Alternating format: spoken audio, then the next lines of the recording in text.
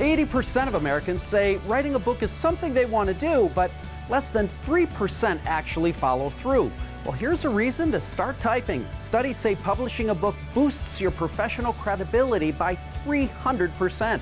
Jackie Denker's looking at how putting pen to paper can help you write your own ticket. It could be said that publishing a book is to credibility what compounding interest is to wealth building. It's one of those gifts that keeps on giving. People automatically, oh, she's written a book about that. She is the authority on that topic. And it continues from there to growing your network and building more opportunities, PR. To learn how, we turn to book writing coach and CEO of SheGetsPublished.com, Lynette Pottle. For starters, it increases your visibility. The saddest thing that happens is when someone writes a book and keeps it so close to the vest that they don't share it with anyone. But you can avoid that by promoting it on social media with your circle of friends and your network.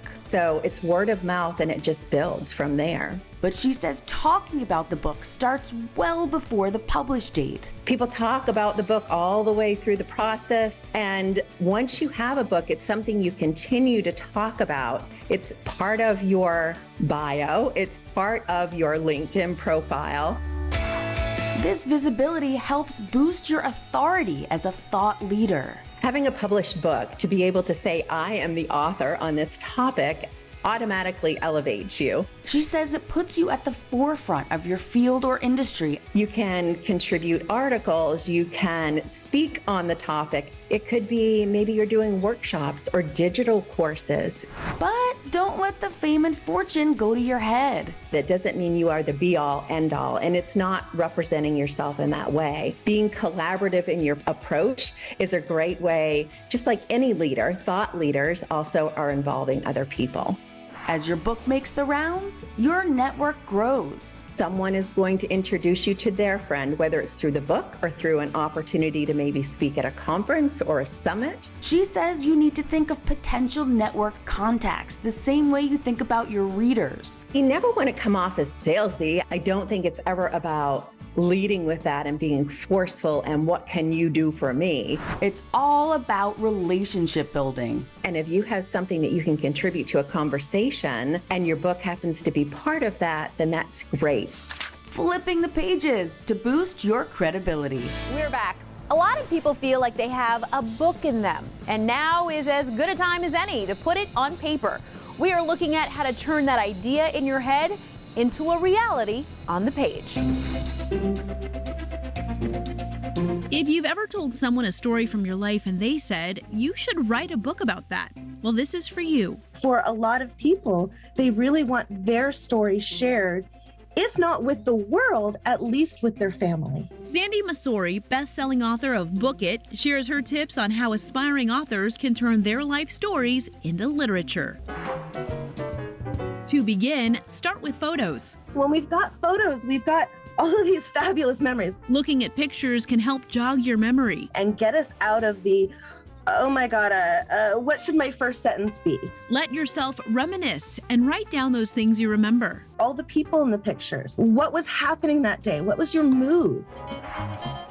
Next, break it down with story prompts. An easy thing is at first you just do a brain dump. Just get it all out of your head. Write down your ideas and thoughts with 3 or 4 words onto a small strip of paper. Then put them into a jar. So you can pull one out and you can just give your, first job, yeah.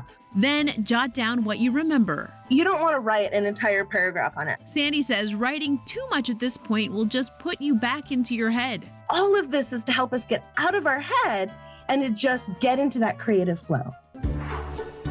Then it's time to put everything in chronological order. What's the earliest thing that I can remember? And this also works really well if you're interviewing somebody else. You can ask, tell me about your maternal grandparents and your paternal grandparents. Then go through your own life this way using your photos and story prompts. It gives us a structure that we can remember our life through and tell our story through. Finally, record it on your smartphone. It's going to prompt that next idea more than sitting on the keyboard. Since staring at a blank page can sometimes be intimidating, grab your phone and say, Today, I'm just going to tell you about my 3rd birthday party because I just remembered what happened on it. once you've recorded everything you need, upload it to an inexpensive transcription site like Temi or Scribby. And now you've got something written that you can edit your way through. Turning stories from your life into chapters of a book. We're back, friends. Spike Lee, Jamie Lee Curtis, and Kristen Bell are not only Hollywood bigwigs, but they've also all written children's books.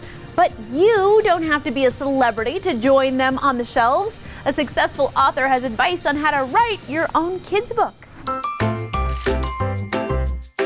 Plenty of people read their kids' children's books and say, I think I could write one of these. The problem is that a lot of them don't know how to get started. Award-winning author Elizabeth Rush has 3 tips that might help you get your first children's book out of your head and onto the shelves. For starters, think in scenes. Picture books tend to be about 32 pages long, and they have illustrations on every page and every spread. A spread is when you have the book open in front of you that show 1 or 2 illustrations and 1 or 2 actions. What you're doing is writing about 13, 14, or 15 scenes where one thing happens in each scene. Most children's books are from 500 to 1,000 words for kids 5 to 10, and as little as 300 for 3 and 4-year-olds. Some of the best picture books are very short on text and yet encompass an entire story, a whole emotional arc, and also really beautiful illustrations. Next, show, don't tell. A picture book has a vivid setting. It usually has a character that's either a child or an animal. When writing, be sure you don't just give away the summary of what happens. She uses her book, Mario and the Hole in the Sky, about a kid chemist who saves the planet, as an example. I could have just said Mario's parents gave him a microscope and let him turn a bathroom into a laboratory. Instead, she wrote, Can I use this bathroom as a laboratory? He asked his parents. No one ever uses it. Dios mío, his mother groaned. Sounds messy. But they removed the toilet for him and installed some shelves. Don't blow anything up, his father warned. Finally, read it aloud. You want to make sure that your text sounds beautiful when it's read out loud. She reads it out loud to herself over and over again, and then records it so she can listen to what it sounds like. You want to make sure that anyone picking up the book is going to get the same excitement from the story without a whole lot of acting. The more the senses are engaged, the better the book experience. They want to hear noises and conversation unfold before them. A picture is worth 1,000 words when you write your first children's book.